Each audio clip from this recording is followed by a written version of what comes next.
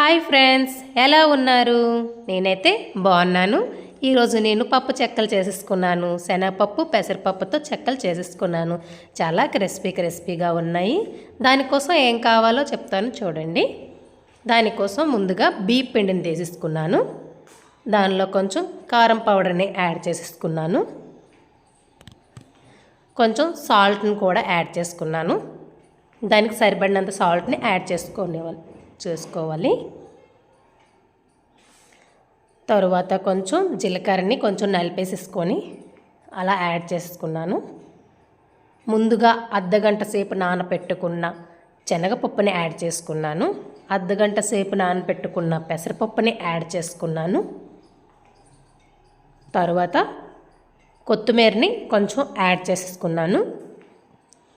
కొంచెం కరివేపాకుని యాడ్ చేసుకున్నాను. చిటికెడు పసుపుని కూడా యాడ్ చేసుకుంటున్నాను. ఆయిల్ని బాగా వేడి చేసి వేడిగా ఉన్నప్పుడు మాత్రమే యాడ్ చేసుకోవాలి. క్రిస్పీగా ఉంటాయండి. వాటర్ కూడా బాగా వేడి చేసుకోవాలి. చూడండి ఎలా పొగలు వస్తున్నాయో. అలా వేడి వాటర్ని వేయాలి. అలా కలుపుకుంటూ ఉండాలి. చాలా బాగుంటాయండి. మీరు కూడా ట్రై చేయండి. కామెంట్ సెక్షన్లో పెట్టండి ఎలా వచ్చాయి ఏంటి అనేది. చిన్నపిల్లలు అయితే చాలా ఇష్టంగా తింటారు. దీనిలో కొంచెం నువ్వులు కూడా యాడ్ చేసుకుంటున్నాను. చపాతీ ముద్దలా బాగా కలిపేసుకున్నాను. తర్వాత చిన్న ఉండల్లా తీసేసుకోవాలి. మన దగ్గర బట్టల లోపల కవర్స్ అని వస్తాయి కదండి, వైట్ కవర్స్.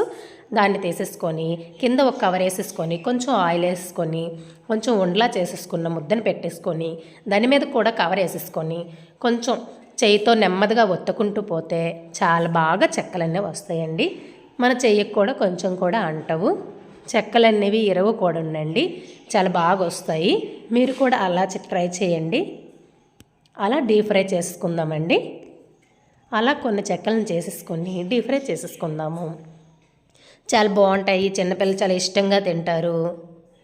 చాలా క్రిస్పీ కూడా ఉంటాయండి. కొంచెం ఎర్రగా వచ్చేంత వరకు ఏగాక తీసేసుకుంటే అలా కొన్ని చెక్కలను చేసుకుంటే చాలా క్రిస్పీగా ఉండి చాలా బాగుంటాయి. స్నాక్స్ ఐటెంలా చాయ్తో కానీ చిన్నపిల్లలకు కానీ తింటే చాలా బాగుంటాయండి. దాన్ని మనం స్టోర్ చేసేసుకోవచ్చు. స్టీల్ డబ్బాలైనా ప్లాస్టిక్ డబ్బాలైనా మీకు ఎందులో నచ్చితే అందులో స్టోర్ చేసుకోండి. పిల్లలు అడిగేటప్పుడు ఇవ్వండి. అంతే, చాలా బాగుంటాయి. Thank you.